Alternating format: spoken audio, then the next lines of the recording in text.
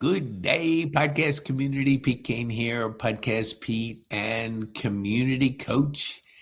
We have a special guest from across the pond. We love when we can bring people to you that have a journey, have a story, and they're supporting people along the way. So, Samantha, tell our viewers who you are, what you do, and who you serve, and then we'll get into the podcast. Sure.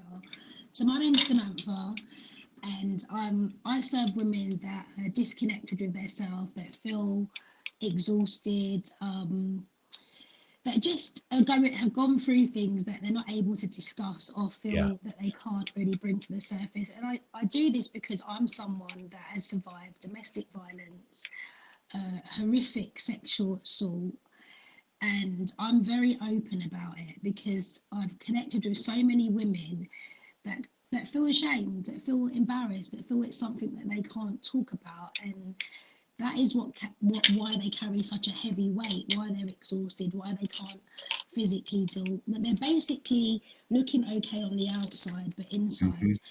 And I can relate to that because that's somewhere that I used to be, and I call it being in the dark place. But now I've stepped into the light, and obviously by being open about it is what's helped me be able to do that.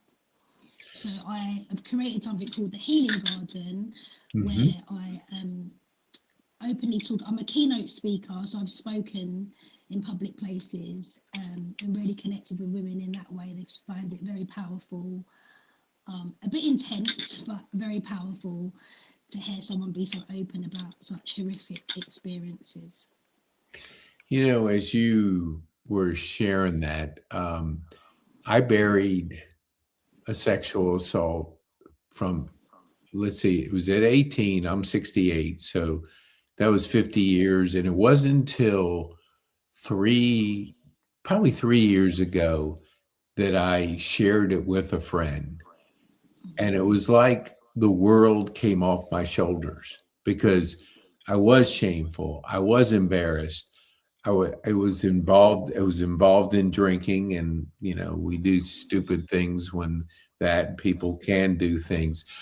When was it that you wanted to first, how you got that burden off you? Like, did that happen years ago with a friend, and then you decided that I'm going to help people in this same journey? What was that moment like? So it's really strange that you'd ask me that because I started on my journey as a self-confidence and self-esteem coach, and I was talking about my story of domestic violence, and that had happened many years when my children were small. And I was building my own confidence and self-esteem through helping. And then it was only, you'll probably be shocked to hear this, it was less than 18 months ago, I think it will be 2 years in November, that Mhm. I was online already. I was already talking about domestic violence, and like you said, I'd actually gone out with a close member of a family friend that's been in the family for about 20 years. And like you said, alcohol was involved. I was drinking alcohol, and then I woke up in beaten, black and blue from my shoulders. My whole body was covered in bruises. Didn't know what had happened to me, so I was hysterical. Just woke up naked with all these bruises, screaming. Just didn't have an out of body experience. Mhm. And what had happened is that the police and ambulance was called straight away by a friend. I think I had to go to work, and I was like screaming on the phone, and they knew that that wasn't my character, and Mhm. they'd sent the emergency services to me. So I didn't speak about it for a while because I was in such shock about what had taken place. I was living in this, but I actually already had a coach. Now I had a male coach, and I went online and I was crying, and I was like, I can't do this. We just started out together, and I remember explaining briefly what had happened, and he insisted that we stayed together, which I really thank him for today, because I always say that he breathed. I mean, people may think it was strange him being a male, but he actually breathed. I say that he breathed life back into me, because those regular conversations, Mm-hmm. I would, because he knew I would have my outbursts of cries on our sessions, and he would be like, "It's just okay. It's just okay. You're just such a strong woman. I can't believe that you're going through this," because we were actually talking about my past trauma. Now I had a present trauma. Mm-hmm. Um, so we stayed together, and I actually went to India to meet him in person, and go to his wedding. But then what happened is a friend of mine actually gifted me therapy, which was an amazing thing to do. So once a week Mm-hmm. I went, but I was still showing up. I was still motivating people. I was still, talking about self-esteem, and but hiding, but really hiding the pain that I was actually feeling. Mm-hmm.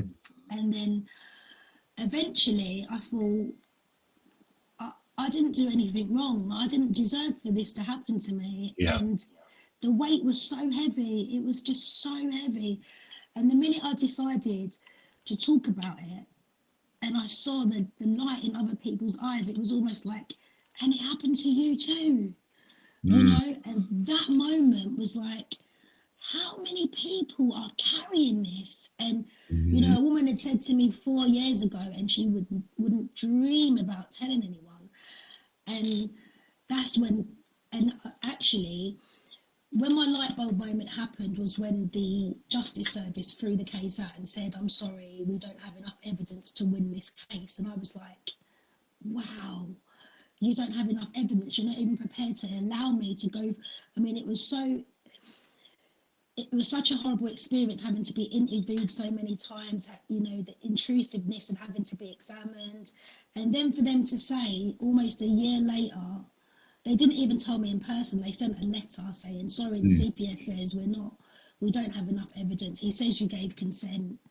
And I was like, oh my God, I was drugged, I was beaten, and that's it for me. Wow. So in that moment, I was like, I'm going to be a voice for anyone that has gone through this. I will be a voice. Yes. I will not be ashamed. Nobody that's happened to deserved it. Whether we were drunk, whether we were drinking, no one deserves Yeah. that to happen. And that's how my journey began. And then I went on to do a keynote speech where lots of women showed me that they needed that support. And then Mm-hmm. I thought, and then that's when I decided someone needs to be a voice for people. I mean, sex, it's not something anyone talks about, is it? It's not Yes. something that anyone can. Yes. Exactly. And I've got no judgment for that, but for me, I just want people to know. And like you just said, it releases something that we're carrying that we don't understand. That Yeah. it's a weight. So that's Yeah. that's And where. it cycled back years. Every time I was in difficult times, that memory would cycle back, and it was just, what we have in our head just kind of just makes it difficult. What do you think? Because I hear people, I've been to therapy, and being a guy is like, I can figure it out. You have that macho type image. It wasn't until I hired a coach, it was probably 4 years ago, that I got such transformational, you know, experience. What do you think holds people back from investing in themselves and investing in a coach to help them? They don't believe they're worthy.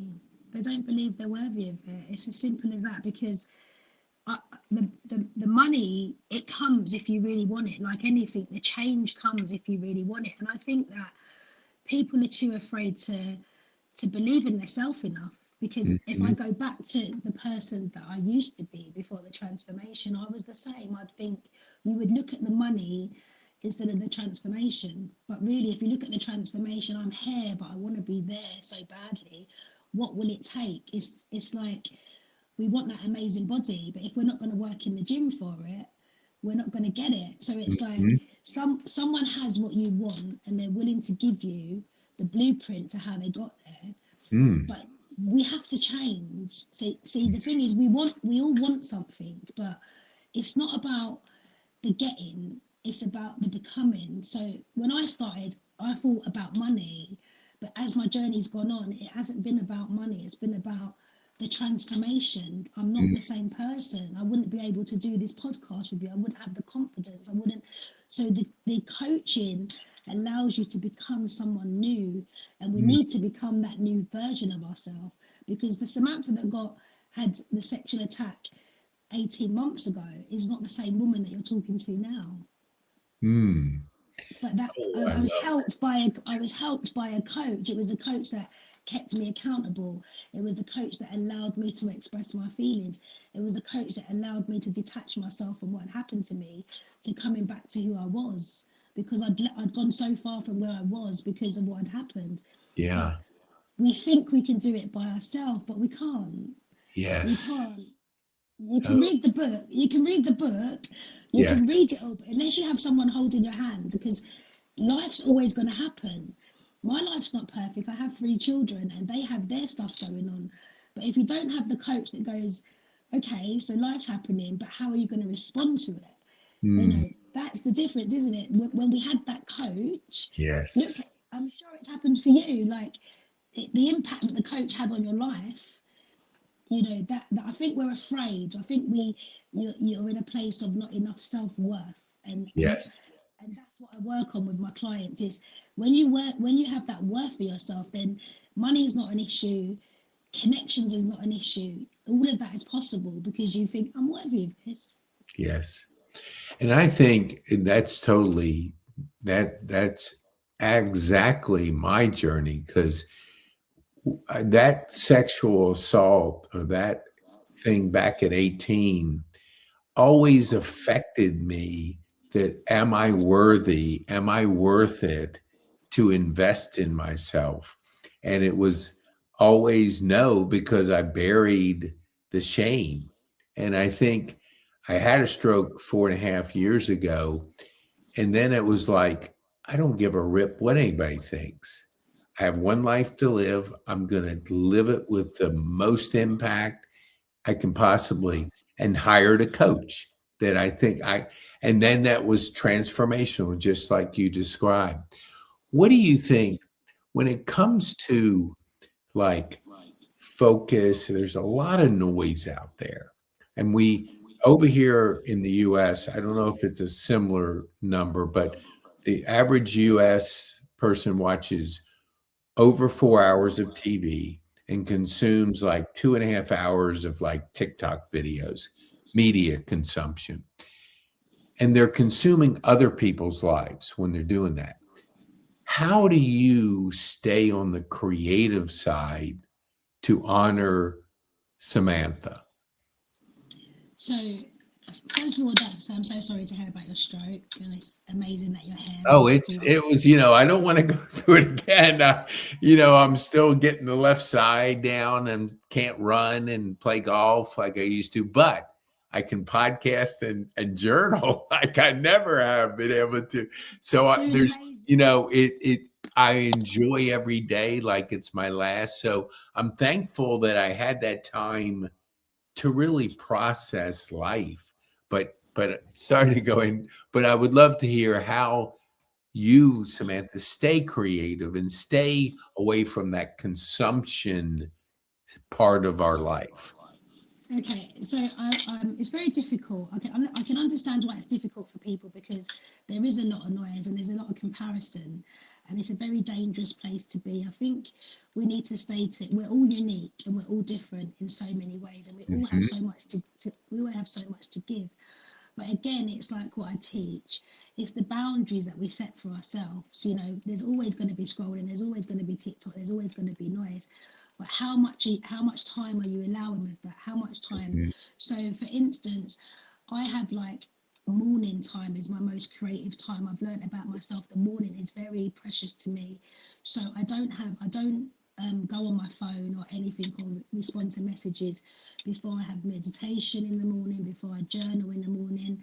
There's practices that you need to do that will Mhm. honor you, because like one of the things I posted today, it's so important in the way we speak to ourselves. So to wake up in the morning and say, I'm going to have an amazing day, to set your intentions for the day. So whatever happens to you in that day, your mind is already set, so you can handle, like I was saying before, whatever's happening, life's going to happen. So, but if you've given yourself that grace in the morning, and then also before you go to sleep, you never want to go to sleep where the last thing you've done is look at the noise on social media and then fall asleep, because your subconscious mind is just going to be thinking about Yes. what you last listened to. But if you just, I say a practice, if you just sit with thinking about the day you had, like one of mine might be, I'm so grateful I went on that podcast today. I hope I touched someone's life. I'm so grateful for how my bed feels right now. It doesn't have to be set affirmations. It could just be how you're feeling.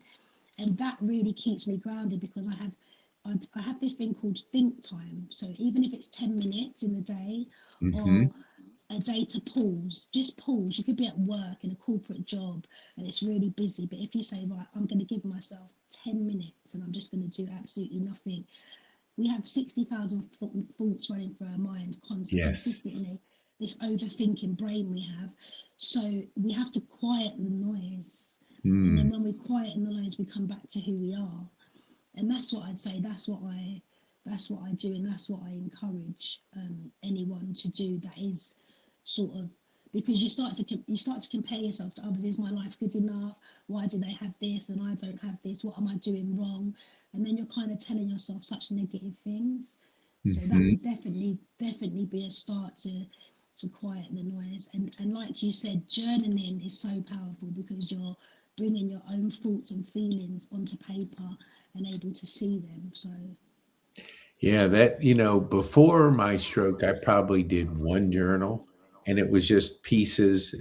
And I'd always hear when I was at difficult times, hey, put journal of gratitude. And I'd do it for a day or two. And then I just wanted instant results. But now I'm finishing up my 19th journal. I do it every day. I do it a couple times during the day.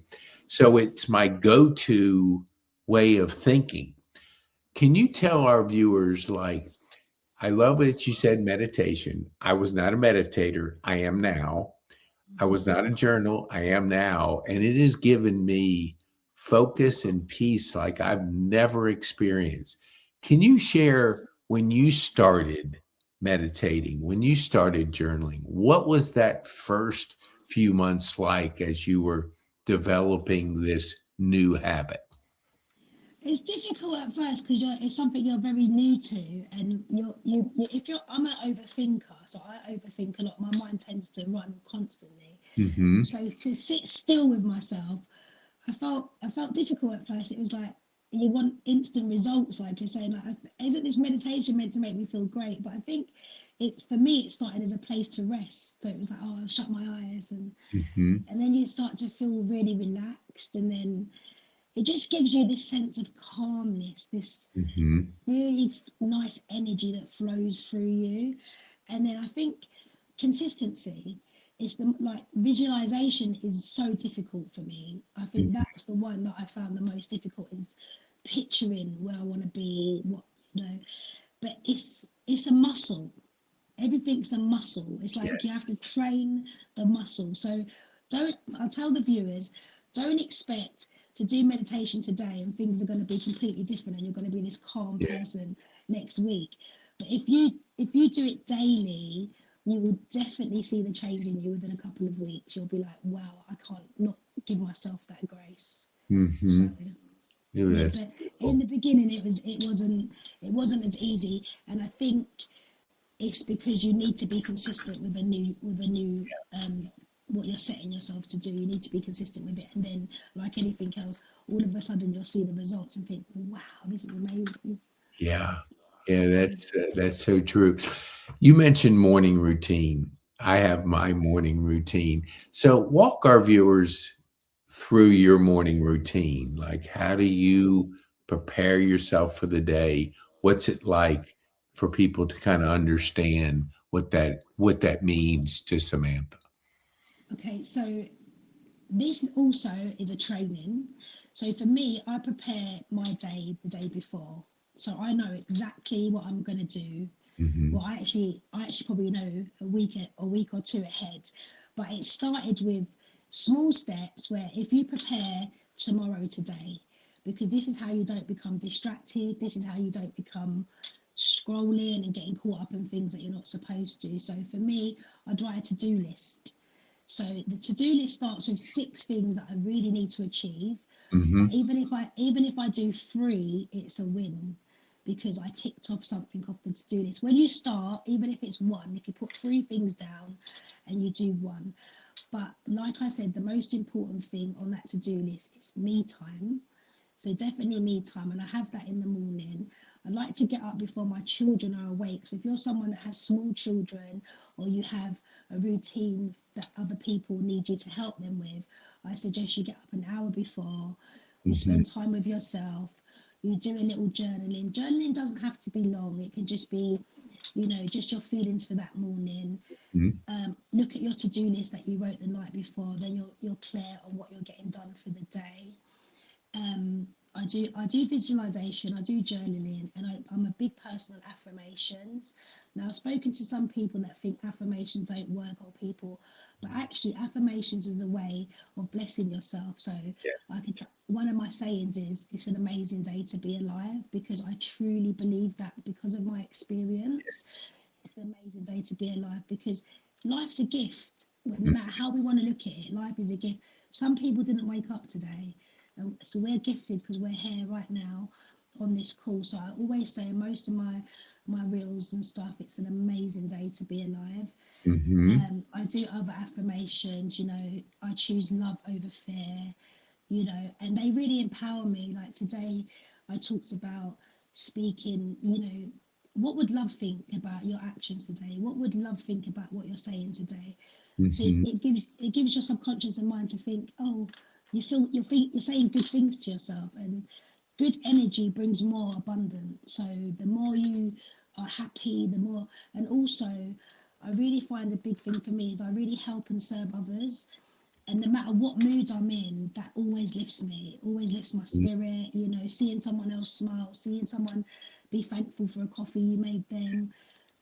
Something as powerful as being in the supermarket one day and just someone might have something small in the queue and just say, I'm happy to pay for that for you. The feeling that you get when you see the joy in that person's face, it's like, oh, did she just pay for my meal? Or that's a really good Yeah. thing too. Just do.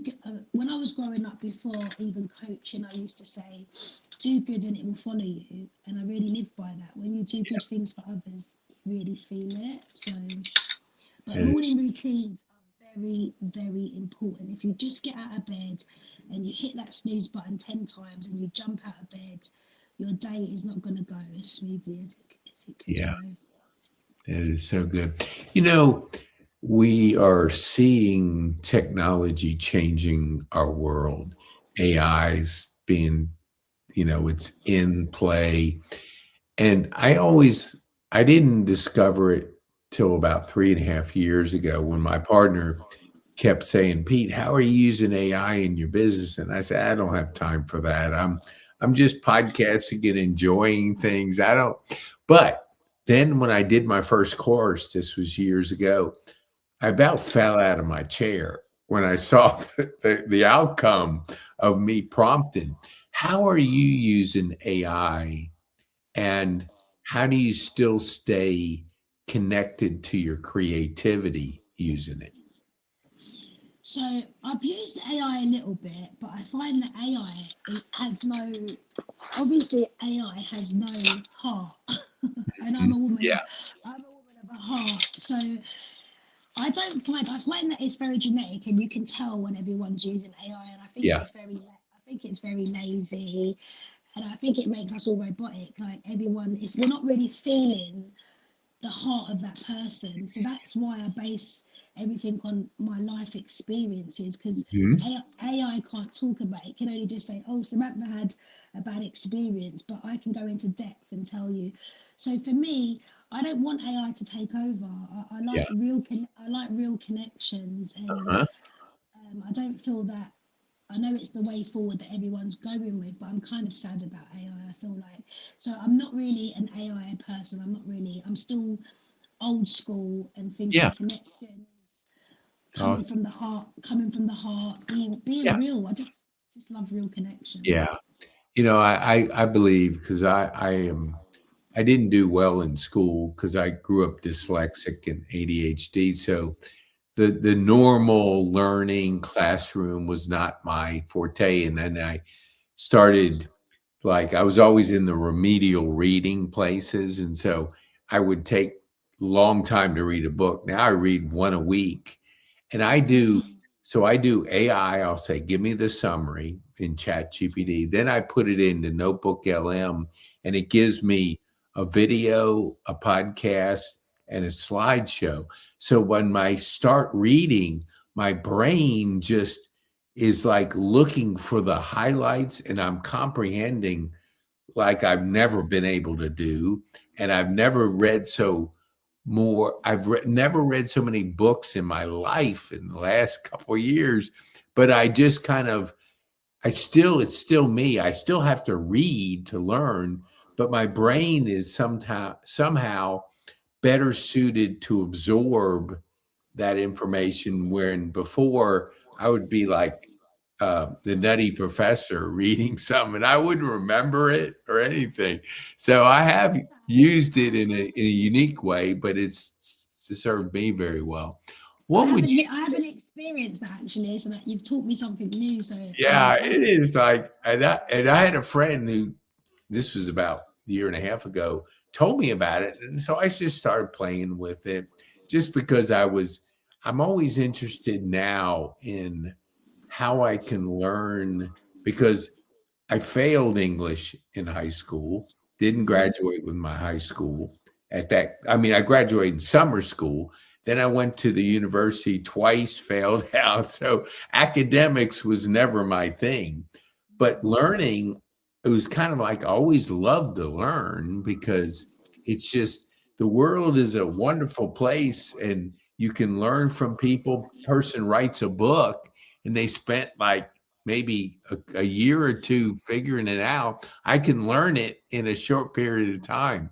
What would you say if you had to mentor a 20-year-old Samantha and you had to give her one bit of advice on what you've learned?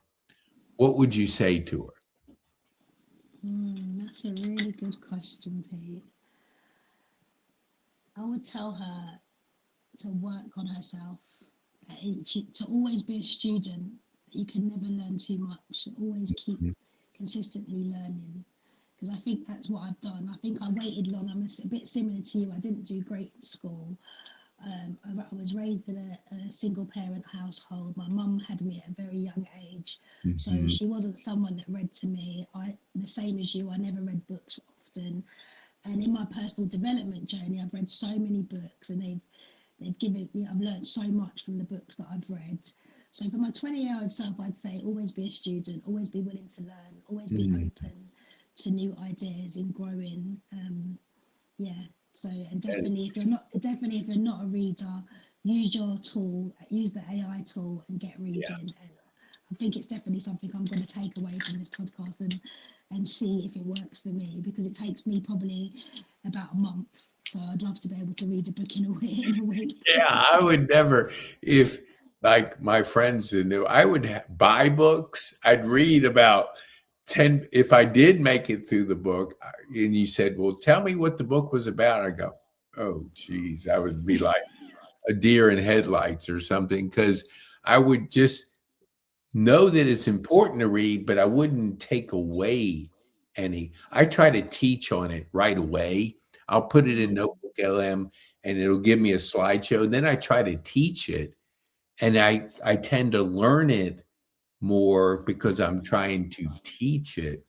So I've just kind of like these little hacks. I just love to figure out things that help me, like you said, personal growth, because I'm in Rotary here and I have a person in my Rotary. She has three coaches and she's an absolute superstar in what she's doing. And we were talking about personal growth at a conference, and so I said, like, why do you think such a small percentage of people really lean into personal growth? And she said, I don't know the answer, but it is small. And when you think about what is possible if we just grow personally, like the compounding of learning. So when you when you think of the word personal growth, what would you share with our community? What is that? What would you, how would you communicate personal growth to them? It changes your identity. You become someone new because you've learned all these new things. You've learned all these new tools about how your mind works, what to do, as we talked about earlier. It changes your identity. You're in a place of becoming someone new daily. It's like shredding the old and becoming into someone new. Personal growth has really been an amazing experience for me. It's transformed my life. Just the Mhm. personal growth, learning about yourself, learning about what the mind does, learning about your attitude towards things. It's definitely, if you're not into personal growth, you should definitely give it a try. That is so good. Yeah, I was in a senior facility, 55 and older, for almost 2 years. And I was able to the average age was 80. So I thought it was 55 and older, but but it wasn't. It was a lot older. And I saw that when people would decline, it's when they stopped growing, when they resulted in just watching TV and just going through the motions. And we're almost like, when I went to my 50th high school reunion, people said, "Hey Pete, when are you going to retire?" I said, "Never, never, never." I mean, you want to do something different maybe, but always Mm. learn, always challenge. It just keeps us young and vibrant and just excited about life when we're experiencing new things. How do you challenge yourself? Well, I'm going to be 53 on Sunday, and I'm Okay, still learning. awesome. Happy birthday ahead of time. Thank you so much. And I'm still learning all the time. And I feel like learning makes you younger. It Yeah. just keeps me, alive and thriving constantly. Sorry, I forgot your question. What was your question? How do you challenge yourself? By growing, I challenge myself to do things that I found difficult, or I look at and I think, I used to have this phrase which I tell everyone not to say, I don't think I can do that. But you give me a task and I'm going to give it my best shot. So we Mhm. just need to, because our brain will always tell us that we can't. It's our nervous system trying to keep Yes. us safe. So we have to challenge the mind, we have to challenge the brain, because we are capable of doing anything that we want. But the Mhm. key is your will to do it. That's the Mm. key. It's the will. It's not that you can't do. It's how much will do you have? Are you going to be? Are you going to have the will enough to say, I'm going to take Pete on and I'm going to go on that podcast. I'm just going to be confident and I'm just going to, as an example. But Yeah. whatever it can be, there's things you'll sit there and say, I could never do that. I could never speak like that. How do you know unless you've tried? You're never going to know. So always challenge yourself to give it a go. Give it a go, because you never know what the outcome's going to be. And it's always normally an amazing outcome because it's your will to do it. And then once you've done it, the confidence that you have after that is like unshakable confidence through the Yeah. roof, because you're like, I did it. So I always challenge myself. That's how I grow. Ooh, that's beautiful. What is Samantha most excited about in the future? I'm excited about speaking on stages. So, Mhm. one of the things for me, I'd love to speak on stages with a good audience, a big audience, and be able to really leave an impact on people's lives, leave a legacy where this was the woman that was so open. She opened up, she went to speaking events, she spoke on podcasts, and she allowed people. If there's anyone listening today that has experienced what I've experienced, I just want you to know that you're not alone. You don't have to do it on your own. People see you. People have been through what you have been through. Mhm. Just because I'm talking about it, no one says you have to be public about it, but definitely share it and definitely be willing to connect with others that have experienced what you have, because the growth that you'll have from that will change your life. That is so good. I want to be respectful of your time. Tell our viewers, I have one more question after this. Tell our viewers, how can they get a hold of Samantha? So I have an Instagram page. It's called I Am Samantha C. And on Facebook, I have a group that's called the Healing Garden that you can connect to. And then you can leave your email there and you'll receive emails from me. But connect with me on I Am Samantha C. Drop me a DM and we can connect like that. And I also offer a 30-minute free consultation talk. It's nothing for you to sign up for. I do have a program called From Survival to Safety, but the 30 minutes consultation call is just for me to get to know you, speak to you, and guide you into the right direction that you need for where you're at today. It doesn't have to be a coaching program or anything. I just like to connect with people and let you know that I'm there. And my group is free. You can just connect to it and get positive affirmations and things to do with nervous system healing and tips like that. Yeah. Ooh, that's so beautiful. I love that, Samantha. So, what would be the one thing that you would want our viewers to take home from our time on this podcast? Okay, I would like you to take home that you are enough, you are worthy, and anything that you want to achieve is possible. Don't be in isolation. Don't feel to be a listener without a doer, because nothing will change unless you take action and do something, whether it's to reach out to someone and speak, to join a group. But if you just listen and don't do anything, nothing will change. Ooh, man, that is beautiful. Thank you, Samantha. I want to thank you for taking the time to be with us on this podcast and to share your journey. And we really appreciate you being here with our community.